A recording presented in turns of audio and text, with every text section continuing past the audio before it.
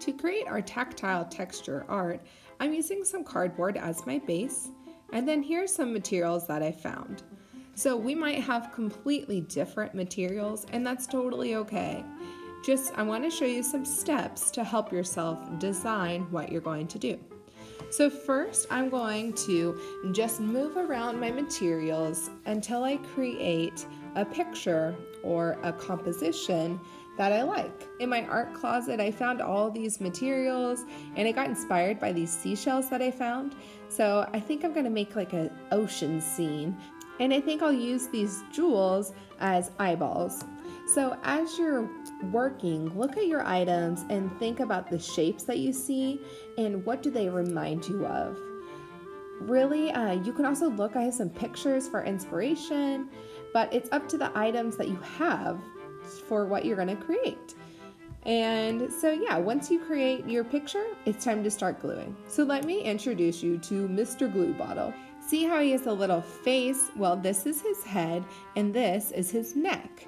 We never touch his neck. Instead, you'll just pinch the head and twist, twist, twist.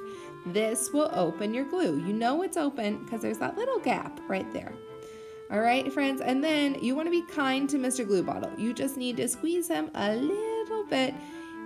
My rule is ... not a lot. You can always add more glue, but it's really tricky if you have too much because you can make a big gloopy globby mess. So ... not a lot. Now some of your items might be a little more thick, like this is felt, so it's really thick, so I do need a lot more glue for this, and that's okay.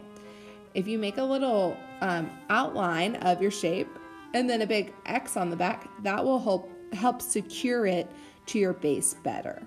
And then just lightly massage it out so that it sticks to your cardboard or your base that you're using. Okay, artists, now I'm gonna speed up the video a little bit, and so you'll see some items I put the glue on the item itself, like this here, and that's because it's thicker, and so it needs some more glue to hold it down. That's totally okay. It just depends on what you are using. Also, when you are working for this project, make sure you are working in an area that you have permission to work in. This project is a little messy, so one advice I have for you is to use some cardboard and have that be your work mat. Since I'm using cardboard as my base here, I'm actually going to make my artwork smaller so the extra space of cardboard you're seeing will eventually be cut away, but it works as my work mat. I don't want to get glue on my counter, and I doubt that you want to get glue on your counters at home. So make sure you ask an adult for permission to work in an area. Okay, when you're gluing, another advice is you could use paper like I was if you don't want to get your fingers dirty. And then here's another cool strategy that you might like if you have tissue paper. You can just put a little dot and then crumple it up, and that's going to create a really cool texture, and it's actually going to look 3D. Another way you could do this is take a pencil, wrap it around the end of the eraser, put glue wherever you're going to glue it, and then push it down. Using the pencil, that will help secure it to your base, and you don't get glue on your fingers.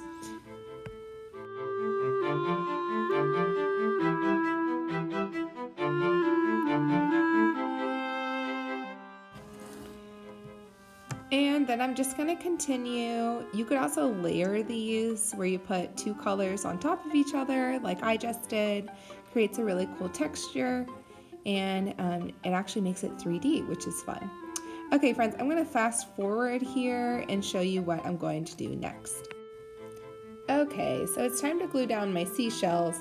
Seashells are heavy, they're bulky, so you can use your glue here, but I'm using a lot more than I did for my other items, right? Because I need more, it weighs more, it needs to be more secured.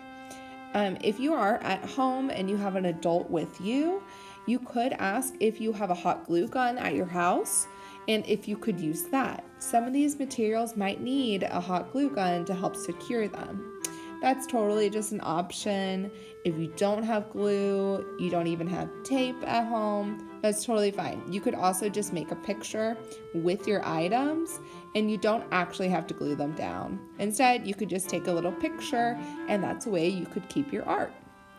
Okay, check it out. Another strategy, if you have something real small, look at that. I have this small little jewel. I'm just gonna use the side of my glue bottle. There was already glue on it. So I'm just literally rubbing some of that glue off onto the jewel.